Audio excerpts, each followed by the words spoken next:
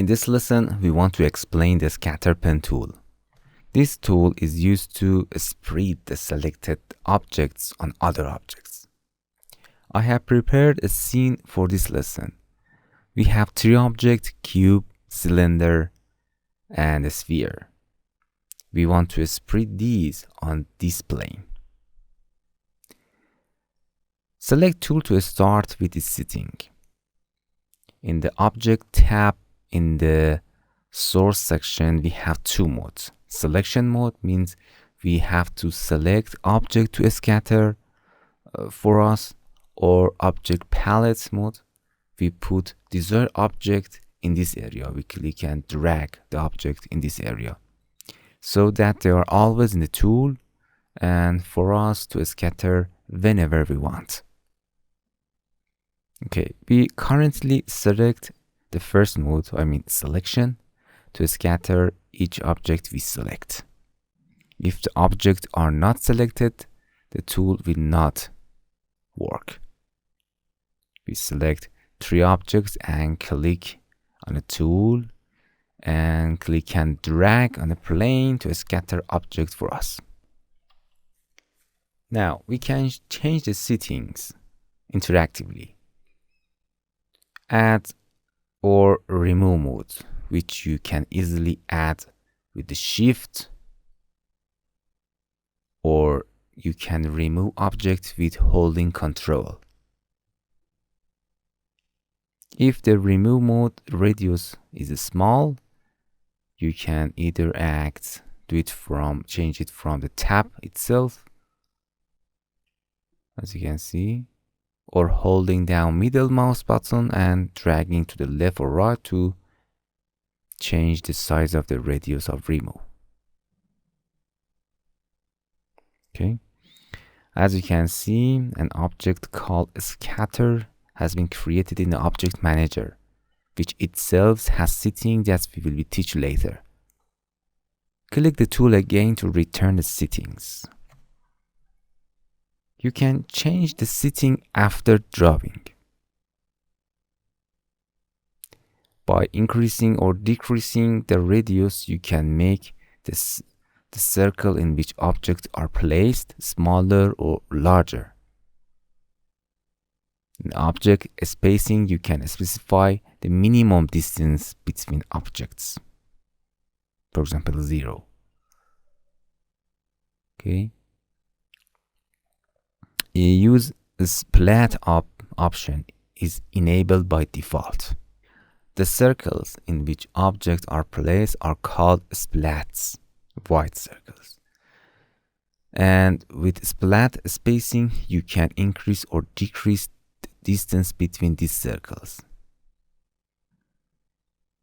And with the count, you can control the number of objects in these circles. But if the splat option is disabled, you can control the number of objects by density.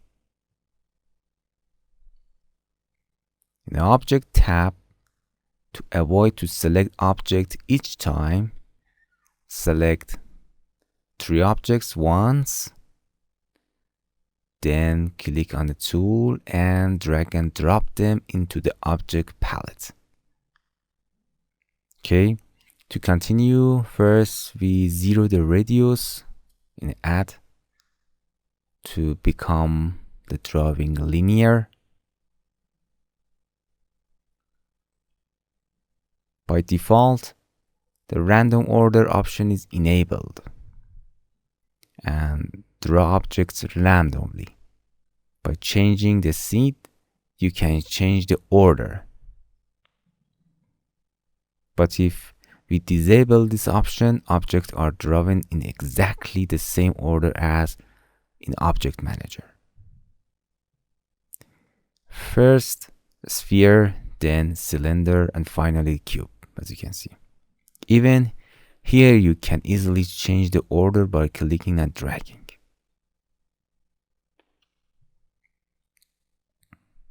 In the frequency part, where all numbers are 1, means each object is repeated only once. For example, if you make the frequency number in cube 2, the cube object are repeated twice. Okay. Align to. The blue line is called a stroke. Stroke mode means that object rotate exactly based on the bending and the stroke movement. As you can see, the bend options. And in object mode, the objects keep their original rotation. Okay. We also have two modes for reference point. Axis mode means that the objects are placed on a stroke based on their axis, and the bounding box mode means the objects are placed on their bounding box. This is a default option for the tool. Position, min, and max. For example, we set the number 10 to 50, minimum 10 and maximum 50. The objects must be at least 10 centimeter higher than the stroke to a maximum of 50 centimeter, and the rest objects are randomly rise between 10 and 50. Okay, back to change the number to 0.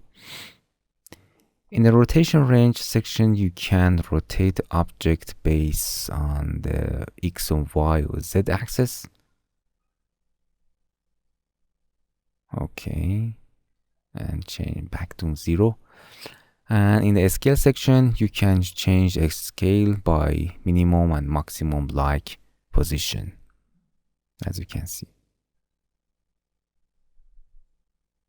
Okay, we can right click and reset to default, any option that we want. Okay. In the display tab, we adjust the display items. For example, first, show mouse region preview is to display the shape of the tool on the mouse, as you can see, which you can enable or disable. Show placements are for displaying a red circle on which objects are placed on them. Show splats region to show or not to display white circles. Okay. But what does the end stroke button at the end of each tab do? If we do a scatter and do not hit this button by drawing the next scatter, as you can see in the object manager, a new scatter object was added. But if we hit end scatter after drawing, it will not add anything new.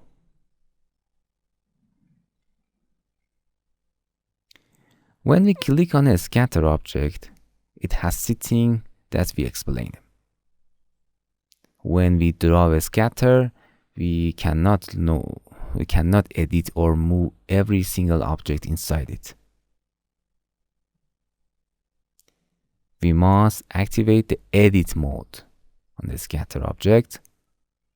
Now you can move individual objects inside the scatter with the regular movement tool or place tool. You can easily rotate it and change the scale. Okay, that is the end of the scatter pen tool. Hello my friends, to continue these tutorials on YouTube, subscribe us, like us, and hit the bell icon. And now you will be alerted about all of the amazing videos that we release.